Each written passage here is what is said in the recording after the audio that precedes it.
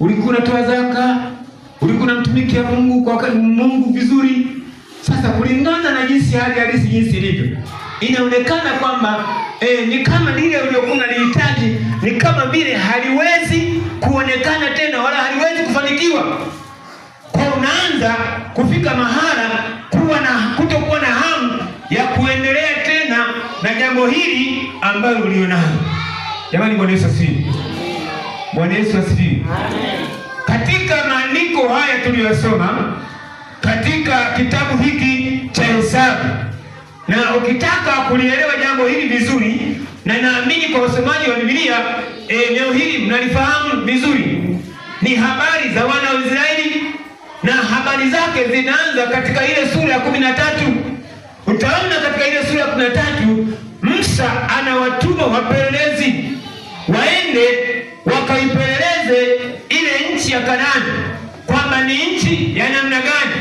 Je, ni nchi ya maziwa kama jinsi ambavyo Mungu aliyokuwa amewaahidi walipokuwa Misri, kwamba anawapeleka kwenye nchi ya ahadi, kwenye nchi ambayo imejaa maziwa na asali, nchi yenye nchi nzuri. Je, ndivyo ilivyo? Kwa maana hiyo sasa akawatuma wapelelezi 12, kwa maana kwamba kila kabila alichukuliwa kiongozi mmoja ili aweze kuungana na wapelelezi wengine waende wakaipeleleze ile nchi ya Kanaani. Bwana Yesu asifiwe. Ni kweli wakaipeleleza. Baada ya siku 40 wakarudi ili kuleta taarifa kwa kile ambacho walikipenda wamekiona katika nchi ya Kanaani. Bwana Yesu asifiwe. Na taarifa zao au ripoti zao ziligawanyika katika makundi mawili. Kundi la kwanza lilikuwa na wapelelezi 10. Hawa wapelelezi 10 wao walisema kwamba nchi ile ni nzuri, tena imejaa maziwa na asali, ni nchi ambayo inapendeza, lakini watu walioko mahali pale ni watu warefu, ni watu wakubwa, ni watu ambao wakasema kwamba ni watu ambao wanakula watu.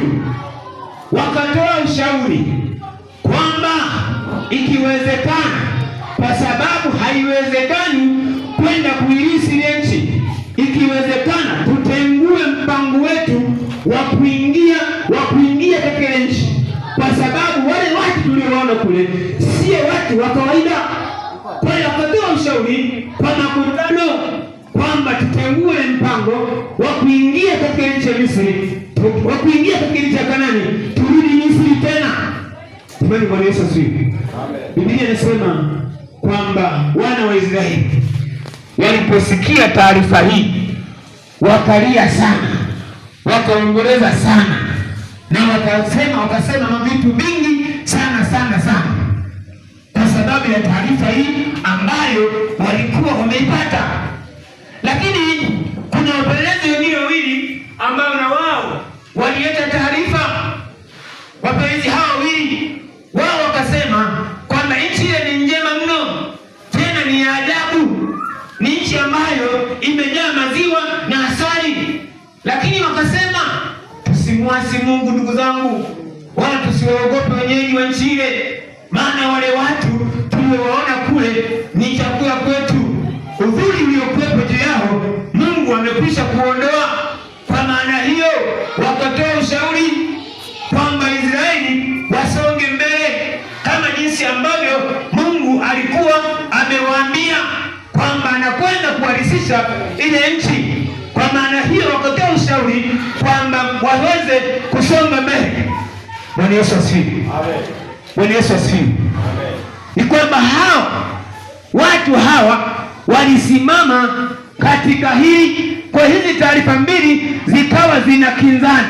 Kuna watu wanasema tusonge mbele, lakini kuna watu wanasema hapana, hatuwezi kuenda mbele kwa sababu haiwezekani kwa namna yoyote kuingia katika nchi. Kwa maana hiyo turudi tena tuwe watumwa Misri. Sasa katika hadithi hii ya wana wa Israeli yapo mambo mengi ambayo tunaweza tukajifunza. Mimi nimeorodhesha mambo matatu tu ambayo tunaweza tukajifunza kutokana na hadithi hii.